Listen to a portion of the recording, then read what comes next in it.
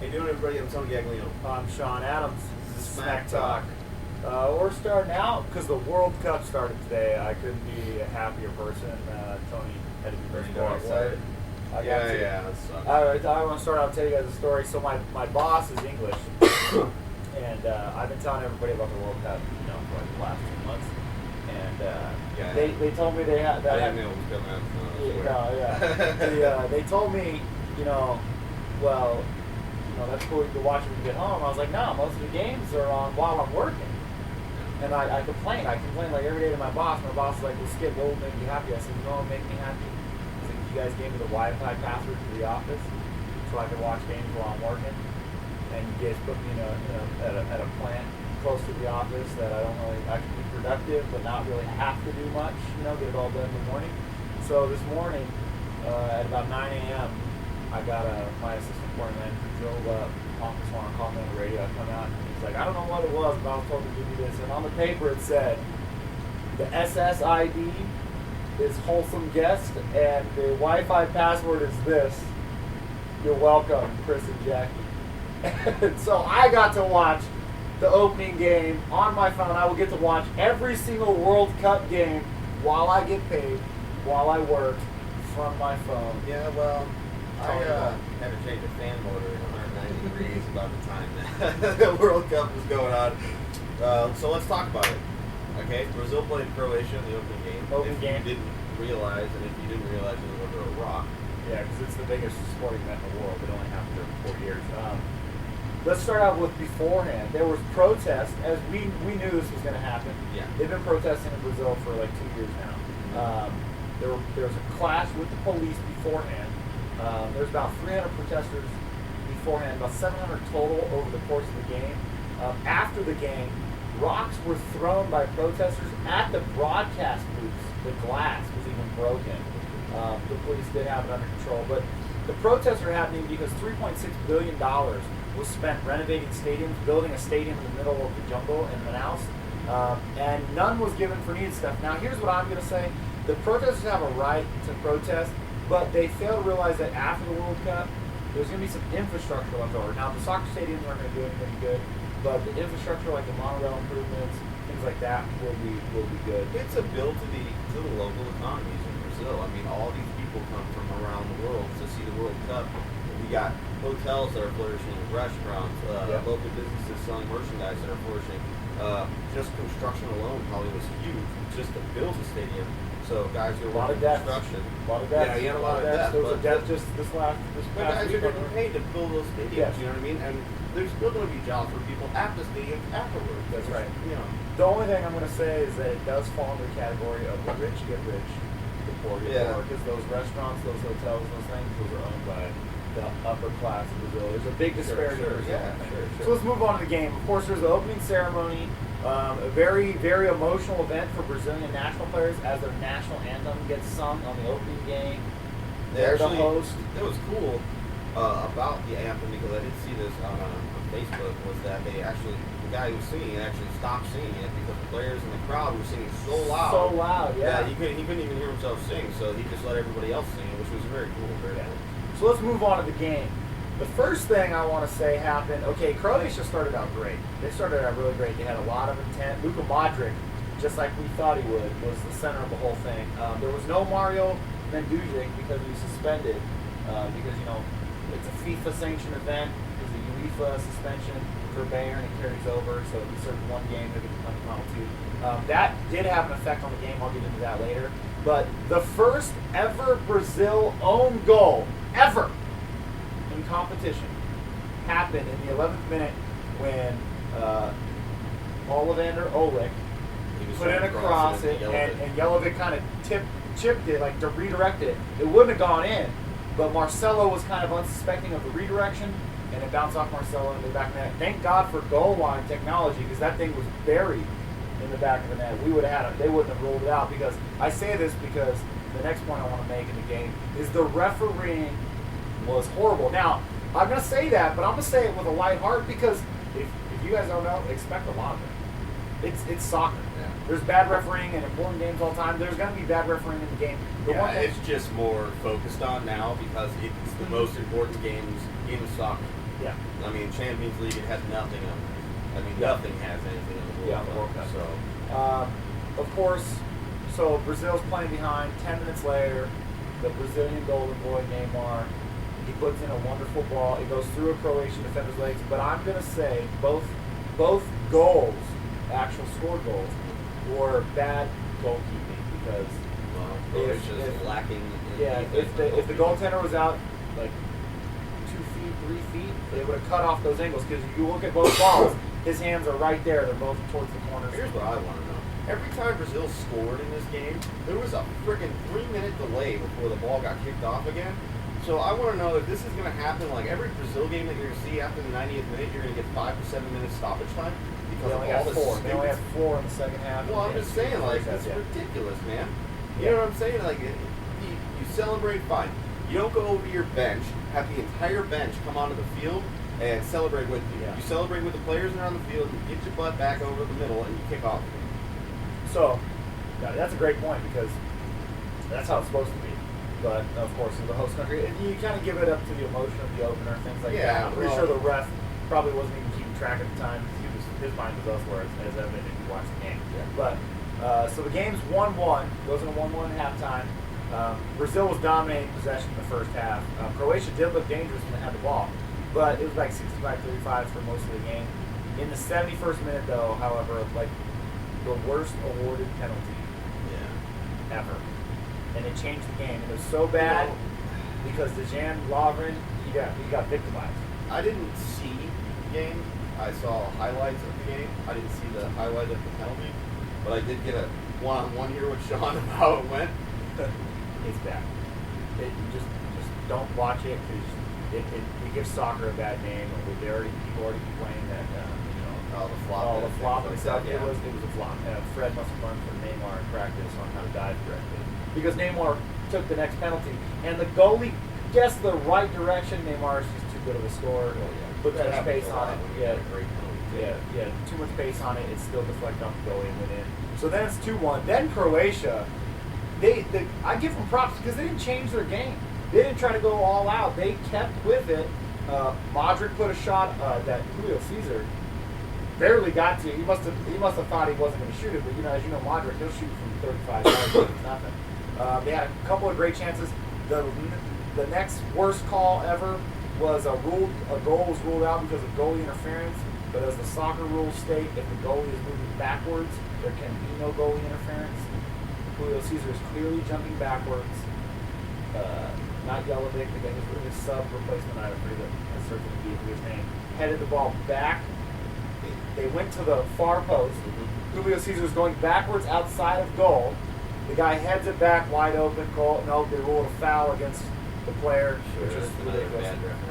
You know what kills me about Brazil is nobody would think this, but the weak point for Brazil is Julio Cesar. Because his career was, going great, and then all of a sudden, boom, transferred to Queen Park Rangers. And then it went down. Done. He gets relegated in the second the minor leagues of the English Premier League. And then he goes to Toronto FC. He's going to go back to QPR, who's going to be in the EPL next year in the first division, but they're going to get relegated. I don't think so. No, but still, I think that not playing quality competition the last year or so is going to hurt Julio Cesar. Yeah. The thing about Brazil, you got to give props though for winning 3-1 on the day. Oscar put in a great goal. Again, it was bad goalkeeping because if he'd have been out a little bit, he'd been cut it off. But he caught on surprise because he didn't wind up the kick. He kind of just toe poked it forward. And of course, it does the thing that every goalie hates when they're talking to soccer. It bounced right before it got to the goalie, and it changed. It went right down and underneath his arm. So sure. No, the Mandzukic thing with no Mario Mandzukic. Yelovic, besides his little redirection for the own goal, it was relatively ineffective. I felt like they should have put Oleg up front. He used to be a striker. He's a little bit older, but they should have put him up front. Yelovic, you've seen it with Hull. His performance from Everton last year was great, and then it tapered off. Everton sold him to Hull. He didn't do so great for Hull. Yeah, and Mandzukic playing with Bayern Munich. He's just strong, powerful, tall. He can get the headers, which is what you have to score on. You have to score on set piece. You have to score on counter attack, which they had no counter. that. It was basically a Modric and Cerna show. Which Cerna, as you know, is one of the best. It was just left midfield. backs. Yeah. Croatia had bad goalkeeping. Some of the stats in the game. Okay, so Marcelo had an own goal in the 11th minute. Neymar in the 21st. A penalty for Neymar in the 71st. They gave him 2 goals. He's a 2-goal hero. And then Oscar's great goal in stoppage time in the 91st minute. There was 4 minutes of stoppage time, so we talked about shooting a lot more. Croatia did have plenty of chances. They had 10 shots. 4 of them were on goal, but a lot of those shots were blocked. A lot of those 10 shots, they weren't 10. There was probably 3 or 4 that were, guys skying it a little bit. Not kicking to the bleachers, just over the bar. Sure. The defenders just crowded into the box when Croatia was attacking.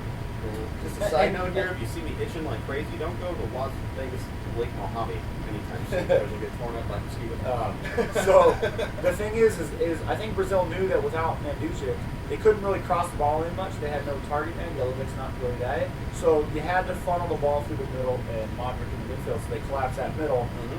It's kind of like what's going to happen tomorrow. You're bringing the left and the right back into the box from the outside, and you got 4 defenders in front of the goalie. It's like it's facing 5 goaltenders. Croatia did have 21 fouls, which is kind of unfair because it was kind of lopsided refereeing. What was a dive for Fred awarded a penalty were not fouls against Brazil when they did it to Croatia, but when Croatia nearly nicked the player, it was This a foul. is the epitome of home field advantage. It gets so frustrating to see home field advantage in soccer because it really is an advantage. I mean, you can see it in other sports like baseball, and you think, oh, okay, it's not that much of an advantage. You're playing on a diamond, yeah, you got crowds screaming and things like that. But the refs don't go either way in baseball. Maybe a little bit in basketball, not so much in football at all. But in soccer, it's ridiculous. Yeah.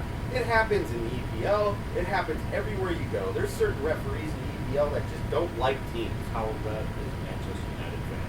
Well, you don't like us. There you go.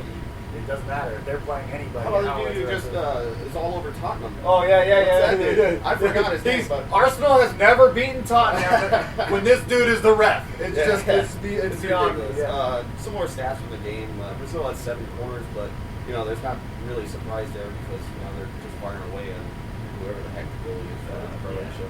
And Croatia had 3 corners. Offsides. Believe it or not, there was only 1 offside in the whole game. Yeah, and the thing is that of course it was one of those close offsides. Oh yeah, where it's like a shoulder. Yeah, against Neymar because I think they called it because they didn't want it to be that easy to win goal. Because if they hadn't called it, Neymar would have been 1-on-1 with goalie. Neymar would win that. Yellow cards. There was 2 for each team. It should have been 3. Fred, in my opinion, it should not have been a penalty. It should have been a yellow card, a Croatian free kick, yellow card to Fred for diving. That's how it should be. Embellishment. That's how it should be. You cannot get on players for diving. FIFA, UEFA, you cannot have this thing about divers and then let Fred get away with that, but they did. They changed the game. It was disappointing at that. I felt Croatia, it should have been a 2-2 draw. The Neymar penalty shouldn't happen. Oscar's goal is a goal. Neymar's first goal is a goal.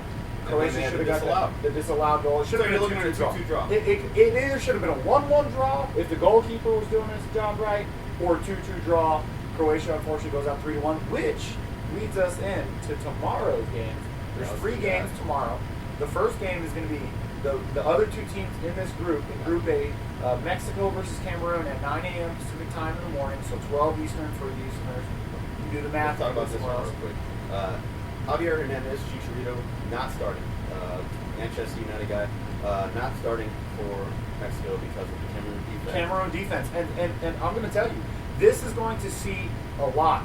Teams that know you only have 1 legitimate in-the-box threat. Not saying that other strikers aren't threats, but an in-the-box threat, like Chicharito, good with the headers, finding the ball. They're going to collapse down and make the midfield shoot. Now, the thing is Mexico players are not afraid to shoot from distance. No. They've had great success doing that. Well, not Vela, but Giovanni Dos Santos can shoot. Guardado can shoot it. Yeah, Guardado. Salcido's good.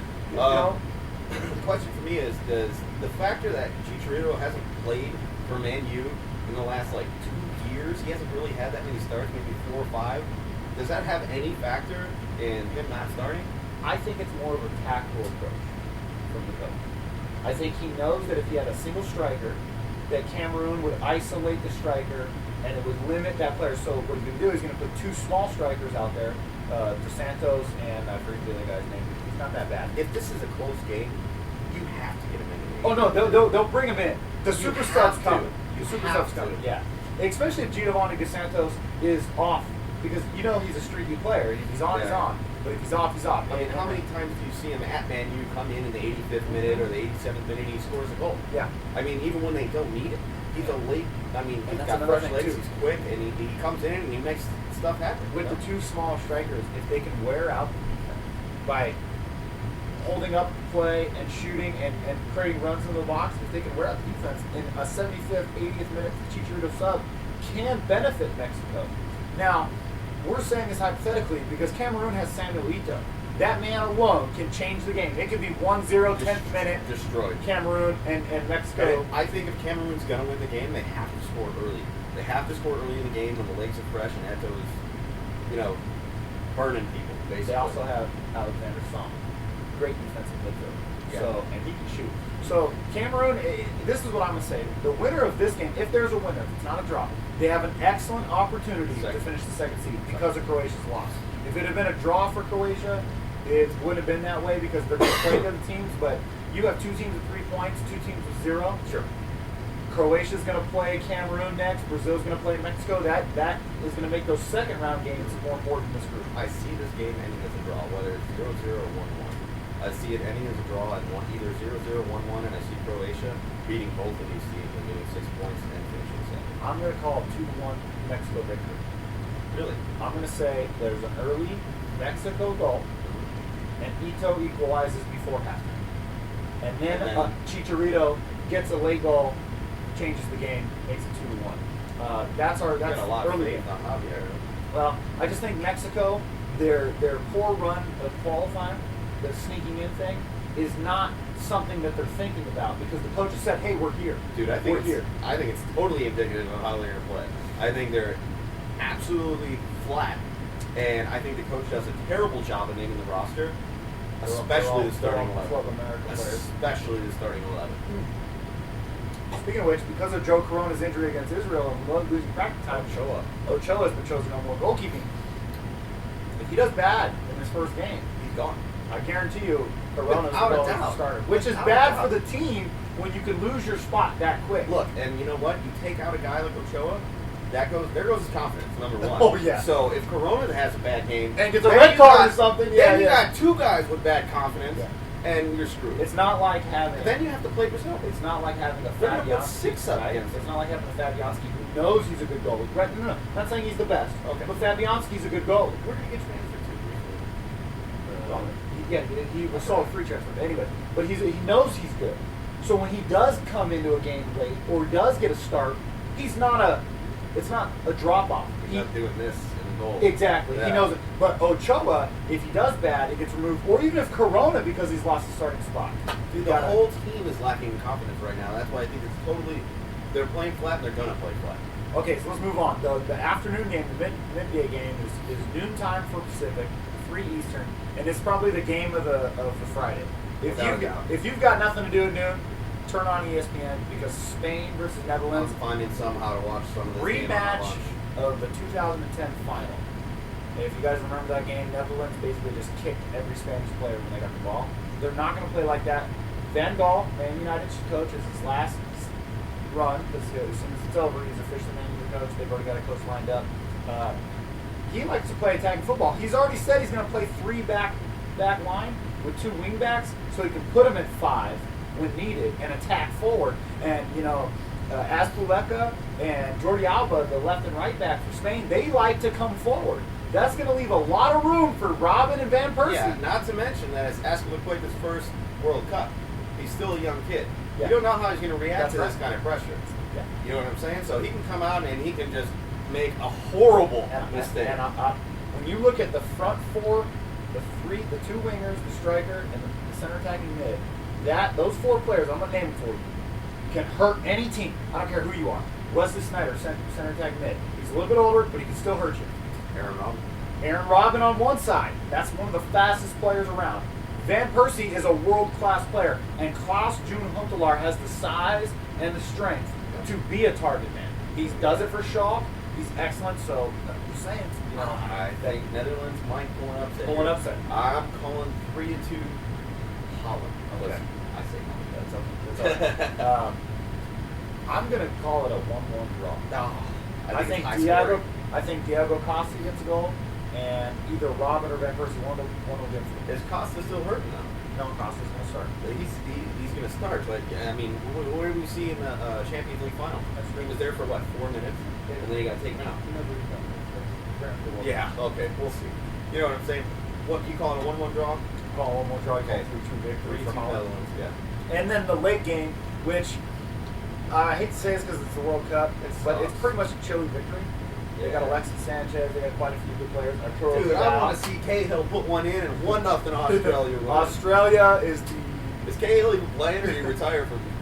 The good thing for Australia is they're one of the better teams in Asia. The reason why they transferred to the Asian Federation is because they didn't like the whole idea of the Oceanic. Oh, you're the best team, and then you have to play a playoff game against another good team to even get in. Australia, pretty much every analyst is picking them to get 0 points. I would love to see them get 1 point. That's a victory for Australia. But I'm calling a 3-0 Chile victory. And here's what I'm going to say about this game. With the Spain-Netherlands, right? Chile, that group could come down. Second place could come down to gold. It basically is going to come down to who beats Australia the worst. Yeah, you're probably right. Second place could come down to, does Netherlands win 4-0, Chile wins 3-0? Yeah, because that one goal. And think about this: if Australia does get 1 goal against any of those 3 teams, if they do get everything up, it changes the goal diff, and that's my prediction for tomorrow's games. Tomorrow we'll have a show. That if Australia got a draw against either Spain or Netherlands, the whole thing group is done. Well, Chile's might win the darn thing. Yeah, they might. They got Alexis Sanchez. Spain is Barcelona. He's one of those players. Yeah, he's great. Arturo Vidal, one of the best midfielders of the game. So that's my predictions for tomorrow. That's Tony's predictions for tomorrow. Yeah, we're going to have another show tomorrow. We'll recap tomorrow's action as well. Talk about Saturday's games. For you guys that don't know, we're going to have a show a day during the whole World Cup. We're gonna bring you live World Cup action. I've even got reporters on site in Brazil to call. They're not there yet. Their flight lands tomorrow, so we'll have things. Saturday, Tony's got to work, but I'm gonna be sitting back, probably in this room, watching every single game. You're coming to my house when I'm on here? I don't know. We'll see. I'm going somewhere, and all I'm doing is drinking beer, eating pizza, watching World Cup all day long. There's 4 games. Let me tell you something. I'm the only one that works Saturday. I hope no one watches my show at work because I might come home early.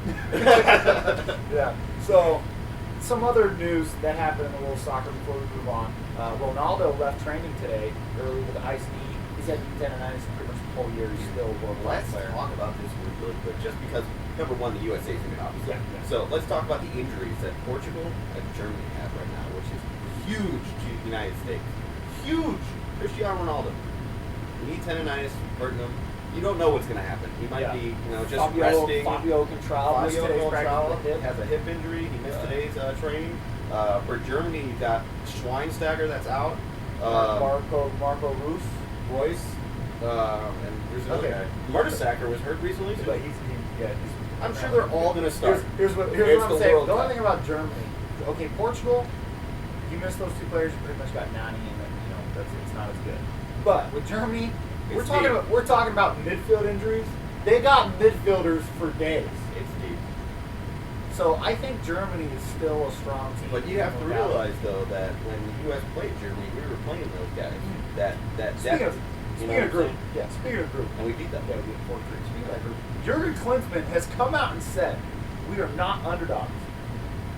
No, we are they not should underdogs. compete, but they're not going to win the World Cup. That's what he said. It's not And realistic. He's being realistic. The thing is there are the American Legion, Landon Donovan, who's not on the squad. They've all come out and said they believe they can win. Jurgen Klinsmann is basically telling his players, and this is a smart mental thing. He's basically telling his players, you belong amongst the best, but you are not the best. So play as good as you are and seize the moment, which allows the players to say, you know what? I'm going to prove I'm the best, and then they go out and they do some things. And you know what? I've had conversations with people about this comment for the last 3 days. My brother in particular says, you live in America. You have to, know who your target audience is. We live in a country where we have Cinderella stories that happen, the Miracle on Ice, things like that. So you have to, show your target audience what they want to hear, or tell your target. And I don't agree with that. I don't agree with that at all. Here's because why I don't what agree you should with it. focus on is your players, not the target audience. The target audience will see what a Cinderella story is when your players show what it is. Here's why I don't agree with it. Because how often has that worked in the World Cup? I don't think saying it either way. You just, you know what? Because at least we're trying something new mentally. Yeah, I guess so. Because the underdog story goes until the quarterfinals, the round of 16, and we're gone. And, I'm sorry. The last time we were ever made advance was the first World Cup, and we went to the semifinals. That was like, there was like 6 countries in the world, and the United States just had more people than other teams. We had depth. And other teams had like four people. So, I'm glad to see something new. Jurgen Klinsmann knows what he's doing. There's a reason why he left Donovan's squad. One thing I do want to say is when you do need a goal, though, in the 80th minute, and you look at your bench, you have a sub left. It's a little lacking. It's a little dominant on there. Yeah. A guy like Julian Green is sitting there, and he just doesn't deserve to be there. Yeah. Well, it doesn't make any sense to me. You got a lot of players on the World Cup roster right now for the U.S. that don't deserve to be there, and they probably won't see a lick of playing time. So why not replace that with the former captain of the U.S. squad? We'll see. We'll see about that group. It's definitely interesting. All those games are Monday, so look forward to our Sunday show. We'll recap it. Final bit of news. Diego Costa has already signed for Chelsea, Spain player, and now Cesc Fabregas has signed a reported $50 million transfer. In fact, I know it's happened because they've already said it. They just have to confirm the thing, but $50 million transfer to Chelsea. Cesc Fabregas was a La Roja player, Barcelona player. Arsenal brought him up. He spent 8 years, became a golden boy at Arsenal. He was our captain. He went back to Barcelona. We put a buyback clause in. We had right of first refusal should they ever sell him. We turned that down. So what are we seeing right here? We're going back to you ever heard late that? 90s when Mourinho took Chelsea to be gods, and this is going to happen again. Is that what we're saying? I don't think so. What I think the message was is Arsene Wenger said, Cesc, I know you got the grass on the other side, but there ain't no coming back whenever you want to. I don't appreciate that in either way. So I think he should have took back Fabregas. Yeah, we have midfield. We got Wilson, Ozil. I'm just saying. I think you guys need it. And also, Bakary Sagna has officially. He waited until Fabregas transfer was announced, and then he got on his Instagram and put this long thing about thank you, Mr. Wenger, thank you, teammates, da. Bakary Sagna basically gone to Man City. What a shuffling of the top lately in the EPL. It's like Man U wins the title, then they drop off to 7th, and then you got Tottenham, who was at the top forever, and they drop off to 5th or 4th or whatever they ended up in. Then you got Arsenal, Man City, and Chelsea that are at the top now. And Arsenal and Chelsea both. I'm just saying, they're not. I mean, Man U's winning titles. Arsenal's been champions. City's won 2 out of the last 3 titles. And Chelsea before was that, in they sixth won place. one win. Never. 71, I think. The thing about it is Arsenal is in 4th place or higher every year since 91. Arsenal's always been one of the teams that have 14 titles throughout their history. I think we're looking at a change of the guard in the EPL. Not so much that Man U's gone, but so much as I that think Tottenham and Liverpool. I think Liverpool is in kind of a fluke here because I think they're going to lose Suarez eventually. So whether it be this year or next year's transfer window, and you're going to be not stuck with Sturridge, but I mean he's not Suarez. So Gerrard's going to leave eventually. Watch Sturridge on Saturday. Yeah, well, Sturridge and Rooney better get it together. Yeah, I hope Rooney does better. He hasn't had the past 2 World Cups that have been better. But we'll talk about more of this tomorrow. I want to recap some final things. The NHL Stanley Cup Finals. Game 6 is tomorrow. Well, let's really quick. The Stanley Cup was decided in Game 7. Blackhawks. The Kings versus the Blackhawks. Yeah, because everybody in the Eastern Conference is weak, and it's basically showing right now that the Kings are demolishing the Rangers. And if they come back, great. We're up 3-0. I'd love them to come back. They won 1 game now, Yeah. so 3-1. Yeah, but it's 3-0. I got long list behind us right now. I'm pretty excited. I want the Rangers to come back. It'd be great. There's only been 1 team to come back from 3-0 in the Stanley Cup Finals. Toronto Maple Leafs, but way back in the day. But they A didn't year. win. But they didn't win. No, they won. Oh, okay. Yeah, and I couldn't even tell you the year, but it doesn't really matter because I don't think this is going to happen. So, I mean, we'll see If tomorrow. the Kings win, they'll be the first team in history to win 3 Game 7s in the Stanley Cup playoffs and the Stanley Cup. Yes.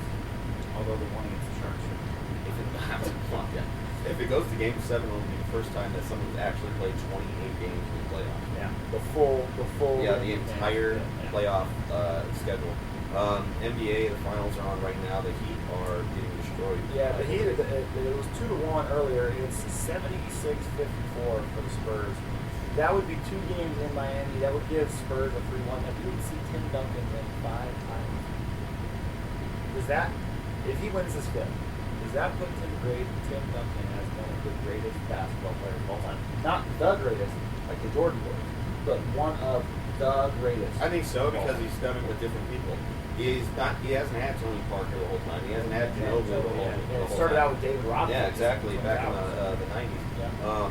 But I mean, Tim Duncan is one of the best centers of all time, without doubt. And I think that not only if you talk about Tim Duncan, but I think you put Greg Popovich as one of the greatest coaches of all time. Hey, you might put him and Phil Jackson like hand in hand. Yeah, you're gonna find me for not starting my best players. My scrubs almost featured Miami Heat. Yeah, Long and you know television. I'm gonna do it again. And he's working with a lot less than Phil did in LA and Chicago. So Popovich has to get the ultimate credit if they beat the Heat. And I'm gonna ask one thing to Eric Spoelstra right now. Stop the big one. No. I think it's big 3. Well, speaking of a big 3, they're trying to make it big 4. You didn't hear about that? They're going to renegotiate all the players' contracts. They're going to take less money again. Don't tell me Melo's coming. Carmelo Anthony to the Miami Heat, the big 4. Yeah. Pat Riley's already doing it. They're basically telling the NBA, oh, you know that collective bargaining agreement, all those rules? Screw you, our players. Our players are going to take less money. So we're not going to just blow our money through the roof. Our players are going to agree to take dirt money to have 4 of them. Because they're going to offer Carmelo a big contract. The other 3 will take less money. And then in 4 years, they'll all take less money and it'll be big 5.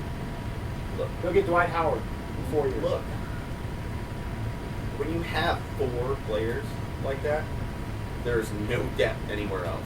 You have to sign league minimum players everywhere else. I don't care if you have to sign league minimum players. Dude, you could put one of them on the bench for 25 minutes a game. I don't think it works. I don't think it works. It's not working out. It's not working out. Hey, well, LeBron or T-Wade's on the bench when it does happen. 4 straight NBA Finals, 2 titles. They're going to the 3rd right now. Well, everybody should just learn to pick and roll then. Because obviously nobody can stop it. Just pick and roll. Just pick and roll. Why don't everybody just train under Greg Popovich and then get head coaching jobs everywhere else? Yeah, with the coaching tree thing. We're like fine, NFL, yeah, right? just like the Green Bay Packers back in the day, Holmgren, just get it done. The Parcells coaching tree, Tom Coughlin, all them guys. Yeah. Belichick, they just go out and then teach pick and roll to everybody. Next thing you know, the NBA is like MMA. It's all the same stuff. Pick and roll, pick and roll. Thanks for watching our one and only segment today. Whoa, hold on. I forgot to say something. The greatest quote in the history of sports. Okay. So we talked about the penalty, right? So the penalty is bad, right? So the Croatian coach in the press conference right after, quote, "We better give up now and go home. If it was a penalty, we should be playing basketball because those are the fouls that are given in basketball." We talk about respect. Croatia didn't get any. I like it. That's just direct. It's like, hey, FIFA, go ahead and find me for criticizing because that was. He said we should be playing basketball. He basically said, "You think soccer's a sissy sport? Basketball's for sissies." Basketball's for sissies. They give those kind of fouls out in basketball. That is a great thing to say. That shows you how the world, I'm sorry, America, and you love your sports, but the world views basketball when they see those fouls. They see that stuff as sissy play. Not when dudes are getting kicked in the knees and blown out ligaments. I'm sorry, but Croatia coach is my new favorite coach. I hope Croatia advances and they get to play another good team so we can see some more BS calls, and the coach can just go nuts. I want to see the final, like, decided on that Terry Henry handball back in the day. Like, you know what I'm saying? Just a terrible call that's just missed completely, and then the whole World Cup is ruined. Yeah, well, it's already ruined. I hope it goes against Brazil. I hope it's Brazil versus, like, I don't want to see Brazil in the final. Why not? Just see them in the final and lose again, like they did back Yeah, when they were, you know, 70. first. Argentina. Another ghost goal goes through. Thanks for watching our one and only segment today. Stay tuned for tomorrow's segment. We're gonna have World Cup action. We'll have Stanley Cup action. NBA Finals. NBA Final recap for tonight. Well, Spurs will win. Maybe we'll talk about baseball. Probably not. Probably not. It was World Cup. I'm Shawn Adams. Tony Gaglione. This is Smacktalk.